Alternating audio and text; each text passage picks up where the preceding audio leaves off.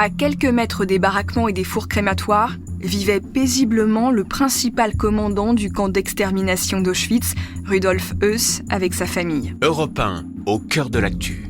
Virginie Giraud. En 2015, lors des commémorations de la libération des camps, l'un de ses petits-fils, Rainer Höss, racontait pour Europe 1 devant une classe de collégiens le quotidien de sa famille à 2 pas de la barbarie nazie. Rudolf Höss, commandant und Gründer von Auschwitz. Commandant, fondateur d'Auschwitz. Donc les camps de crémation, tout ce qu'on voit là, c'est votre grand-père? Oui. Gebaut, Il l'a construit, fondé, imaginé.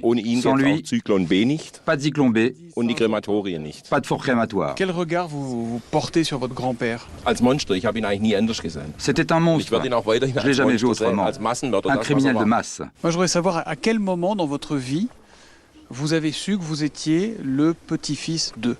Also, genau gewusst habe ich Précisément à l'âge de eigentlich, im Alter 14-15 ans, 15, quand j'ai lu un der livre Kommandant intitulé Le commandant d'Auschwitz. Il était dans la bibliothèque à la maison. Et au moment où je me suis intéressé, mon père me l'a interdit. Alors quand il quitté la maison, je le lisais quand même. J'ai aussi lu un livre d'historien intitulé Hommes et femmes d'Auschwitz. C'est alors que j'ai compris de quelle famille je venais. Et j'ai décidé de quitter la maison. Est-ce que votre père partageait l'idéologie de votre grand-père? Jusqu'à aujourd'hui, il est d'extrême droite, comme le reste de ma famille d'ailleurs. En 1985, quelque temps après la naissance de mon fils aîné, j'ai complètement coupé les ponts avec ma famille. Je ne pouvais pas vivre avec cette idée que mon grand-père m'avait laissé comme héritage des fours et des cadavres. Est-ce que vous avez des frères et sœurs?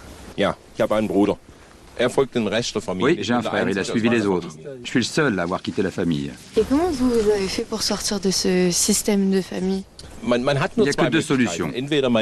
Soit on reste dans le système, et alors on aime sa famille, on croit et on fait ce que les autres croient et font. Ou bien, on n'aime pas sa famille. Moi, ma jeunesse est jalonnée de violence. Chez nous, à la maison, c'était pas l'amour, pas l'affection. Mon père était un dictateur. Je vous donne un exemple. Ça s'est passé quand j'avais 9-10 ans. Avec un de mes voisins, un ami. Je ne savais pas que sa famille était juive. Pour moi, c'était juste un ami. Un jour, son père m'a demandé si je voulais passer les fêtes de Pessah avec eux à la maison. J'ai répondu qu'il fallait d'abord que je demande la permission. Je suis donc rentré voir mon père. En réaction, il m'a cassé le nez, cassé le bras. Et puis il a accroché un panneau sur notre portail. Il y avait écrit « Ici, on ne veut pas de juifs ».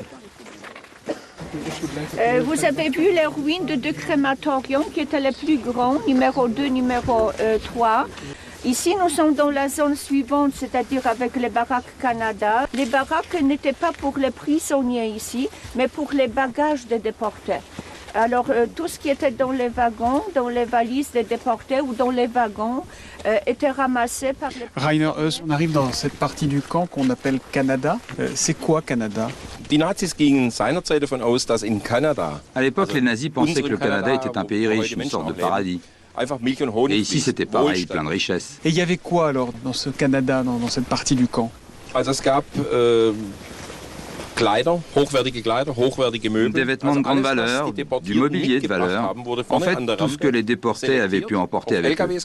Sur la rampe de sélection, à l'entrée du camp, on montait ça dans des camions et ici, des prisonniers étaient chargés de faire le tri. D'un côté les vêtements, de l'autre les bijoux, etc. Je crois que toute ma famille a les mains pleines de sang. Car depuis 30 ans que je mène l'enquête sur elle, j'ai retrouvé la preuve écrite de 598 commandes d'objets qui se trouvaient ici, dans cette zone Canada. On appelait ça juste faire du neuf avec du vieux. Un autre exemple, mon oncle, qui est mort maintenant, il racontait qu'il tirait sur les prisonniers avec un lance-pierre. Ma famille savait très bien ce qui se passait ici. Ça veut dire qu'ici, à Canada, à quelques mètres du camp d'extermination, les enfants de votre grand-père, votre père a joué quand il était petit? On s'est amusé ici? Oui, ils venaient faire leur petit marché. Au fil de mes recherches, j'ai découvert une anecdote. Quand j'étais petit garçon, j'avais une grosse veste grise en laine, très chic, que j'aimais beaucoup, je m'y sentais bien. Et un jour, je suis tombé sur une photo de mon père, gamin, à Auschwitz, avec la même veste. Alors j'ai remonté la piste, et dans la liste des vêtements saisis sur les déportés, j'ai retrouvé cette veste. celle d'un enfant juif de 6 ans. Ma grand-mère l'avait vue et avait tout simplement dit « Je veux cette veste, donc je prends cette veste ». Et ma famille l'a portée pendant 3 générations. Rainer, racontez-nous, c'est quoi cette maison qu'on voit là, à 100 mètres? C'est la villa que mon grand-père a récupérée en 1940. Les Polonais qui y vivaient ont eu le choix. Il l'a laissé volontairement, ou bien finir au four crématoire, donc partir ou mourir. Ensuite, il a fait faire des travaux dans la villa, des agrandissements, les voies d'ici, le toit, des vasistas. C'est lui qui les a dessinés. La villa de mon grand-père était quasiment en face du premier four crématoire sur le camp d'Auschwitz. Et jusqu'à les travaux en 1942, le jardin recevait directement les cendres des victimes brûlées. Ma grand-mère avait planté des fleurs, installé une petite serre avec des fraises, des légumes le long du muret, directement à 50 mètres du crématorium. Et à chaque fois qu'on brûlait des déportés, le vent déposait des cendres sur les fruits et les légumes. Et ma grand-mère disait « Lavez-les d'abord, vous ne pouvez pas les manger, il y a des cendres dessus. » Ce qui l'a gêné, c'était qu'il y ait des cendres humaines sur ces fraises. Oui, mais pas que ces gens étaient tués d'abord, elle n'en était pas émue. Et là, qu'est-ce qu'on voit juste Pour moi, c'est le plus bel endroit d'Auschwitz, là où on a pendu mon grand-père. C'est la Potence. Oui, sa Potence, c'est le plus bel endroit du camp. Car on sait que c'est là qu'a pris fin son règne de brutalité. C'est le symbole de la fin du cauchemar pour vous ici? Non, mais c'est au moins la certitude qu'il n'a pas pu prendre la fuite comme tant d'autres. Rainer Höss, est-ce qu'il vous arrive d'avoir honte? Oui, régulièrement. Quand je parle à des survivants, des déportés, j'ai parlé avec beaucoup d'entre eux, environ 80. C'est toujours une honte d'apprendre ce qu'on a fait à ces personnes. J'ai honte.